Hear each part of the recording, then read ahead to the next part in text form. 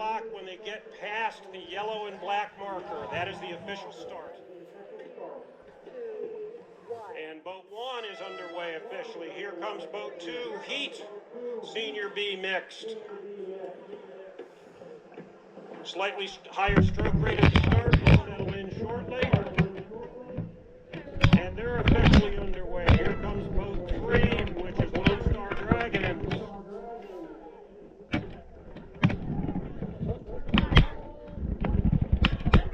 And the boats are starting in a box behind the start line. Boat 4 is accelerating towards the start line. Boat 4 is NBP Paddling, a home team here. 5, 4, 3, 2, 1. Here comes boat 5, which is South Breeze from Southern California.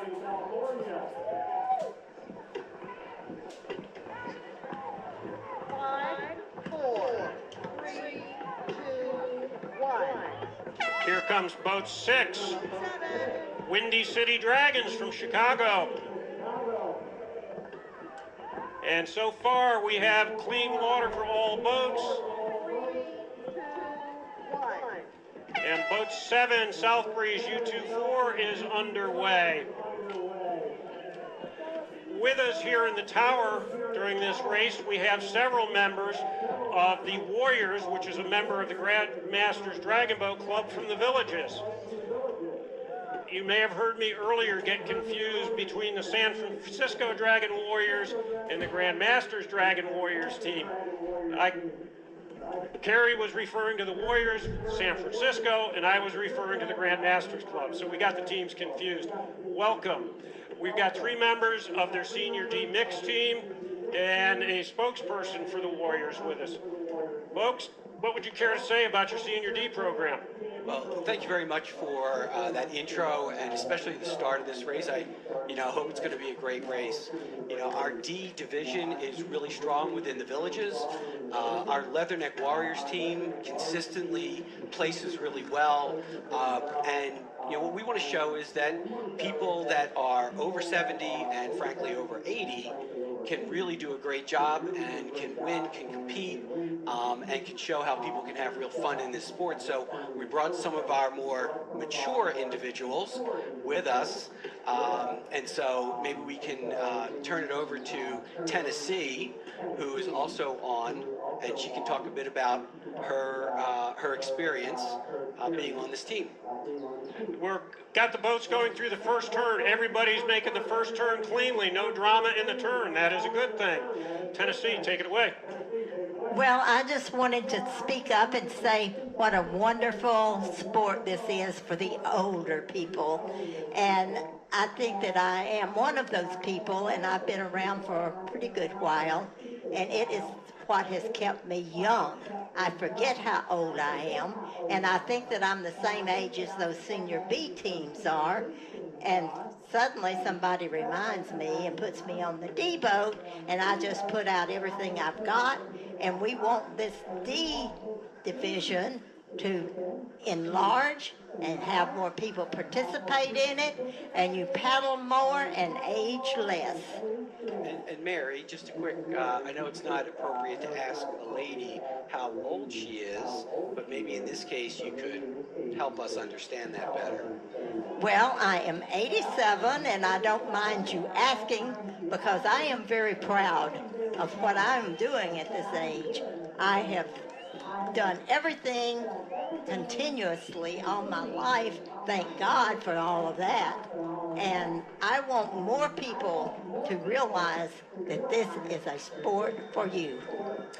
Mary, just if my memory is correct, you also won a medal at the Florida Senior Games in a running event? That's correct. So it's overall conditioning. It's not just paddling. It's staying active in multi-sports. That's correct. I also have done pickleball and tennis and a bunch of other stuff. Okay. So we also have with us Joe, who is another one of our mature people, and Rini. All 3 were on the gold winning. They're going to be weighted down with 3 gold medals coming out of this event. Congratulations. It's great. Back to the race. Coming into the second turn, It is still Seattle Saki Senior B small boat out front. Heat is still in second, but 3, which is Lone Star Dragons, has closed the gap, and 4, NBP Paddling is closing the gap as well. Everybody's going into the turn cleanly. There's no overlap. Everybody's in the corridor. Actually, Saki's going a little wide. They don't need to, but they're going wide. Heat is taking the inside lane in the turn, as is Lone Star Dragons is following Heat closely, as is Nathan Benderson Paddling. Boat 5, South Breeze, is coming into the turn nice and clean. Boat 6, Windy City Dragons, and boat 7 is the South Breeze U24, another clean turn. So good job for the teams here. So back to our guests. We were having a little bit of a debate before. Warriors is out of the villages. My team is primarily villages. We're not a villages team. The Grandmaster Dragon Boat Club has over 400 members, correct? That is correct. And the debate was, is it 9 individual teams or 11 individual teams? And we think it's 9 competitive teams and 2 purely recreational teams. Seems reasonable. I think we're all competitive in our own little way. Okay, so the Villages, which is a little over 2 hours north of here, is probably got more Senior C, Senior D, and some Senior B paddlers than any individual town in the world. Yeah, we have 3.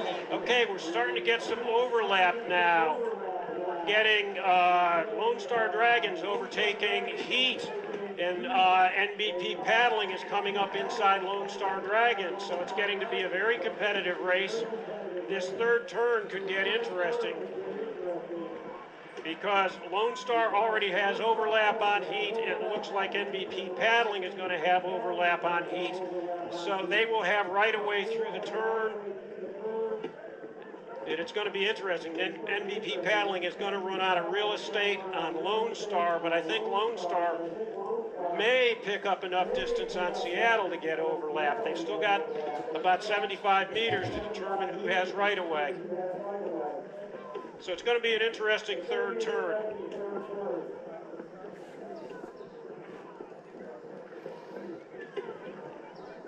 So far, Lone Star has not made up the gap on Seattle. Maybe Seattle's feeling the pressure and put a surge on.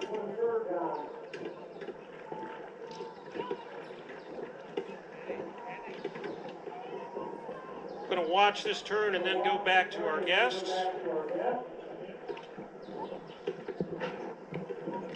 So far, it's a clean turn. 1 is maintaining its lead. 3, Lone Star is now in second, so they've made up about 30 seconds. And 4 did not make up the gap to get overlap, but they're following 3 closely into the turn.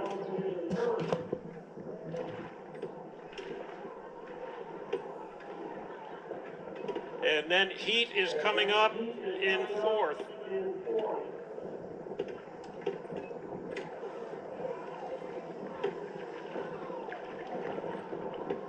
Okay, coming out of the turn, Lone Star on the inside has made a pass. And it looks like boat 4 is NBP Paddling getting ready to pass Seattle Saki on the inside. On this final leg, the boats can move to find clean water and avoid the wash, and with these small boats, wash and chop affects them. So going back to the Warriors at Grandmasters, if you had to encourage people to paddle in a Senior C or Senior D boat, especially Senior D, what would be your sales pitch? Yeah, I'd say first, move to the villages. It is great. We've got probably 4 very competitive teams in B, C, and D between the Heat, the Leatherneck Warriors, the Blackhearts team, and the new team, Eastport. And the investment that the Villages is doing in the Eastport facility and our Sumter Lake really makes it a place where we're going to be spending a huge amount of time on the water, competing and making everyone better. So that would be the first thing I would suggest people do. Okay, that's good to hear. And being a president of the Villages, I know how much the developers of the Villages have put into. They've built a whole new purpose-built lake on the south end of the Villages that I believe is a 1,000-meter straight-line race, and their goal is to host major events there eventually. Okay, coming down to the last 100 meters, it is boat 3, Lone Star Dragons, in the lead. Looks like boat 4, which is NBP Paddling on the inside, is in second, and Seattle Saki's hanging in there in third.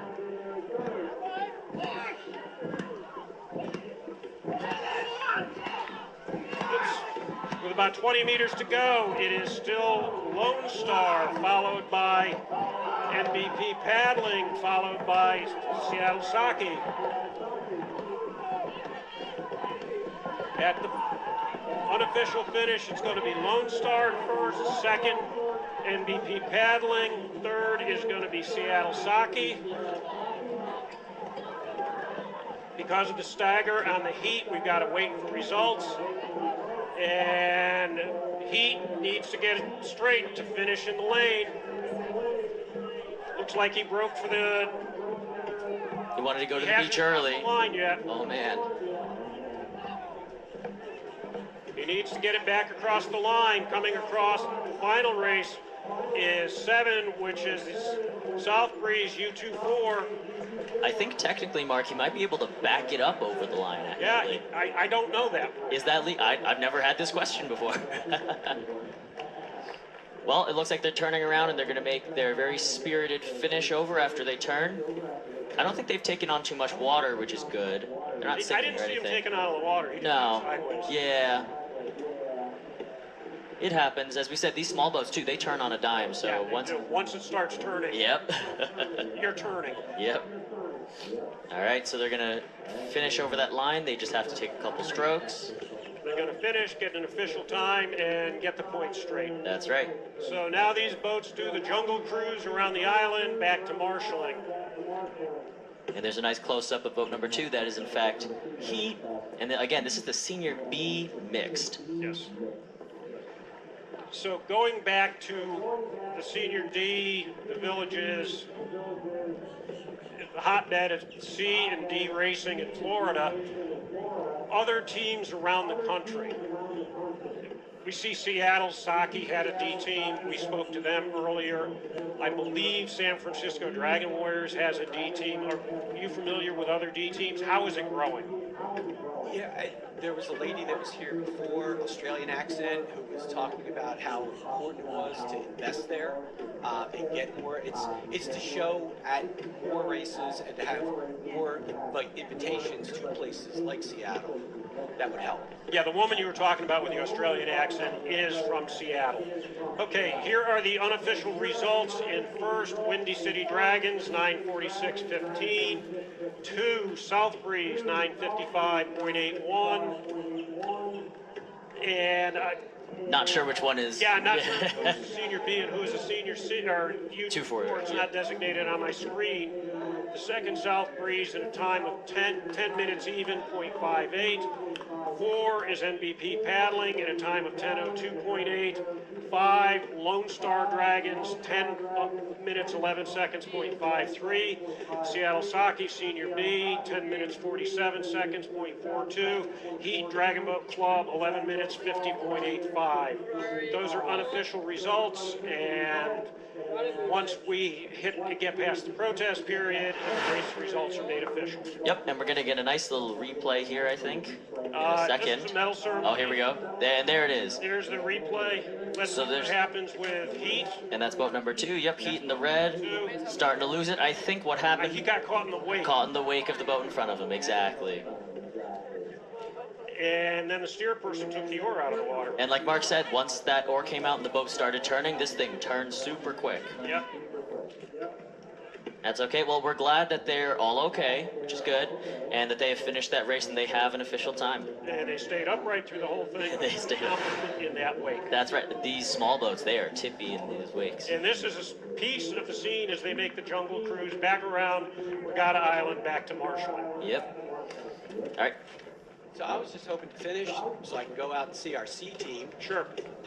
The most important thing is more competition so that the D's can compete, they'll continually get better, and I think even here you'll see that the C's, B's, and D's times are not that much different on the shorter runs. Yes. It just shows the D's can compete in every one of these divisions. Yeah, I am actually racing D for the first time this week.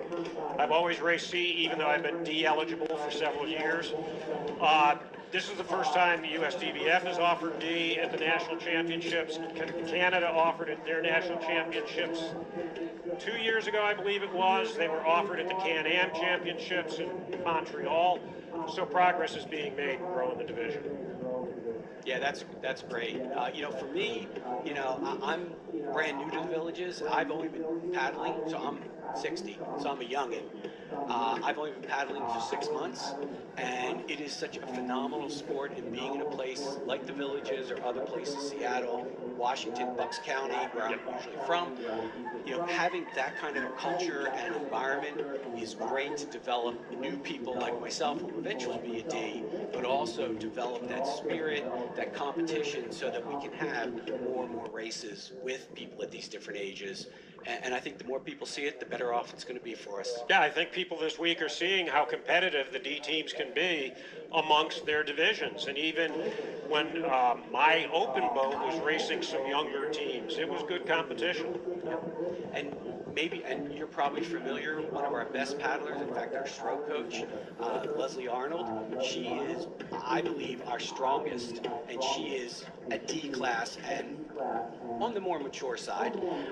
She'll hate me saying that, but she is absolutely amazing. Textbook, stroke, amazing, powerful, everything you would want. That's when you see someone like that, you go, wow, that is amazing how this sport can just continue on forever for someone, of all ages. Great. That was our folks from the villages and the Warriors in their Senior D and Senior C. Thanks so much. Hoorah! And now we're going to take a nice little break as